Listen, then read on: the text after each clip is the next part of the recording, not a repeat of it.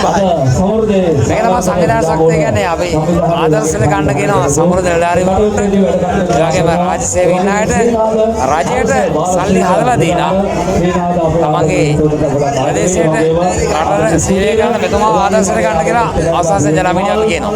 අයියා මට දුන්නේ මිනිස්සු ඒ වගේ කටයුතු තවතවත් සාර්ථක කරන්න උන්වහන්සේ ශක්තිය දැරි ලැබෙන්න කියලා ප්‍රාර්ථනා කරනවා. සංගීතාචාර්ය වසන්ත ගුණරත්න මහා ගාන්ධාරයන් නොවලේ පවත්වන සංගීත පුහුණුව වැඩමුළුවට ජූලි 4 සවස් 3 සිට සහභාගී වෙන්න කියලා අපි ඔබට ආරාධනා කරනවා.